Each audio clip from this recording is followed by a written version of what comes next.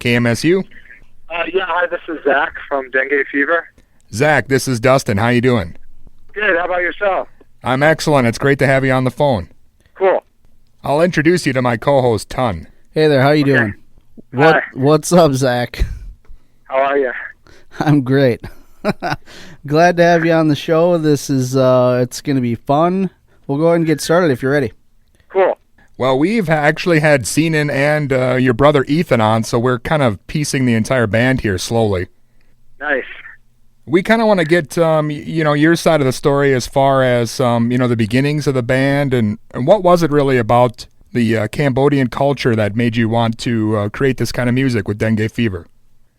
Well, it was cool that, when we first heard the old music from the Cambodian music from the late 60s and early 70s, it sort of had a familiar vibe to it, which was like the, garage kind of surf sort of psychedelic aspect of it. And then it had like this exotic sort of a few different instruments mixed in and like crazy singing styles. So that was what really kind of attracted me to it. So was it difficult in those early days when you guys were trying to get the band going and, obviously playing a style of music that isn't real familiar to a lot of people? No, it wasn't difficult. It was like right from the start, it sort of, every show was just a lot of fun. And kind of in the beginning, we got a song in a Matt Dillon film, and then we got like that City of Ghosts movie. And so it's just all these kind of things kept happening sort of quickly. But it was kind of, we were translating English songs back into Khmer, into Cambodian. And so so it was kind of like, we were like, are we crazy? Like we're really limiting our audience here. But we just kept doing it because Nimal only spoke Khmer, and it just all worked out. Yeah, can you talk to us about that a little bit, like the recording process? And I mean, basically, did you decide to translate them back just based on, I guess her language? Well, we would write the songs, and sometimes like Nimal would be, that's the singer, Nimal. Sometimes she'd be talking to us and telling us about some crazy story when she was a kid, and I would say like, oh man, that's an amazing story of, how like when she was little and they had to escape Cambodia and go to Thailand to live. Her sister didn't get out in time, and so they got separated from her, and they didn't know whether she was alive or dead. And then one day they heard her singing on the radio when they were in Thailand at a refugee camp. And then Nimal's mom started crying because she was so happy that she knew her sister was alive, her daughter.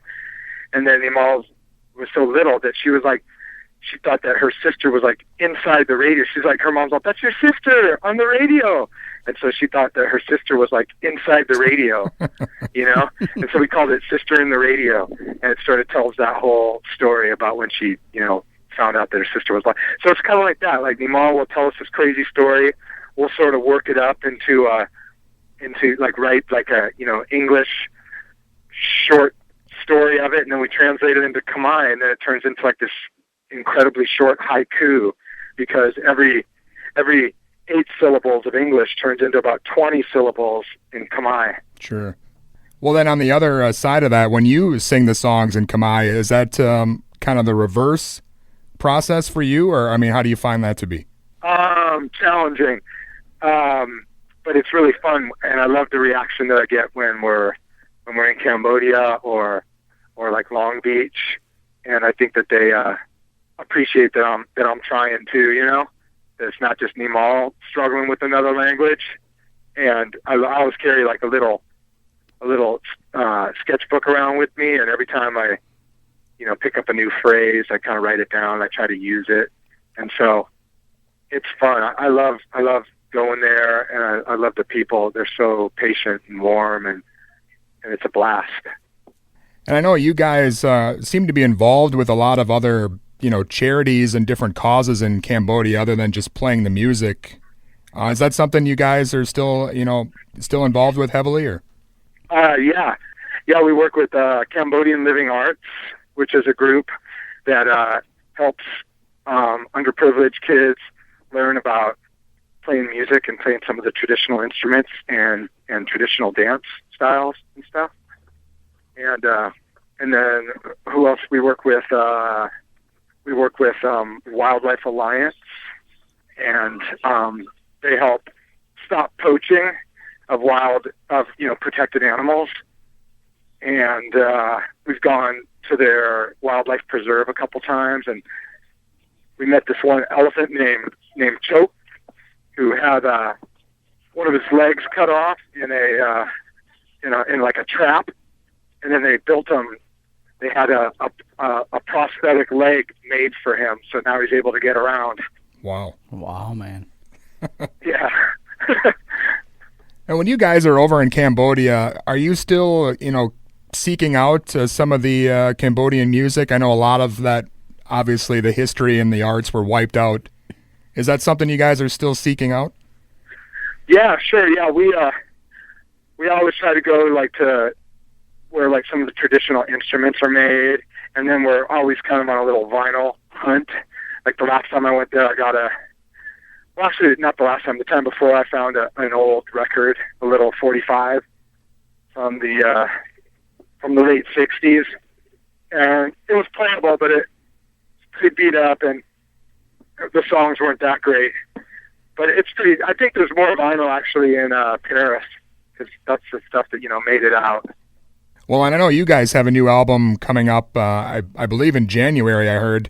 And you guys had the Pledge Music campaign. I know I pledged towards it. It seemed like it went pretty successfully. Yeah, totally. It's the first time we've ever done a fan-sponsored kind of album. And it went really well. And it's great because we have our own label, and our fans got behind us. So now we could just finish recording, and then we'll give it to everybody and kind of just get it out into the world. So do you think that's going to be kind of the way you guys release your albums in the future, going through kind of the grassroots style? I think so, yeah. Well, what kind of stuff can we expect on this new album? Is it all original stuff, or are you trying to throw out some more covers? Yeah, it's all original, and it's a little bit more purposely, a little bit more minimal, stripped down, raw. Let some of the mistakes kind of just stay, and kind of more of just playing together, and less bigger, trying to make it something bigger, Like some of the songs are, when you're building a song, it's like you usually start with like the rhythm section, right? And then you start adding to it, and then you throw in the vocal melody, and you start adding more and more. And so we're trying to kind of learn when to step away. I think we're stepping away a little bit sooner on this album and say, hey, that sounds good right now to us. So let's just let's not keep piling more and more sounds and tracks on it. Let's just kind of let it have more space. Well, do you think there'll be other things coming out on this label you guys started, and maybe from other artists, or are you guys primarily just going to have your own stuff on there? We're just starting with our stuff, and if it works out that another band would like to have their music put out by us, and it makes sense, then we all are into it, we'd totally be down to do it. But right now we're just kind of starting with our own album. Awesome. And we know you got a show coming up in Minneapolis at the Cedar, and I've seen you before, and it seemed like it was pretty packed when you guys came through last, so I'm assuming you guys are well received when you come through Minnesota? Yeah, I think so. I think it's a pretty fun show. Hopefully it will be again. Well, is there anything else, Zach, you want to mention, or anything coming up? Just thanks for everyone thank you, and thanks for anybody else who got behind our helping this next album happen. Awesome. All right, man. Cool, you guys. I'll hopefully see you when we're out there. Yeah, definitely looking forward to it. Okay. All right, have a good one. Bye. Bye-bye.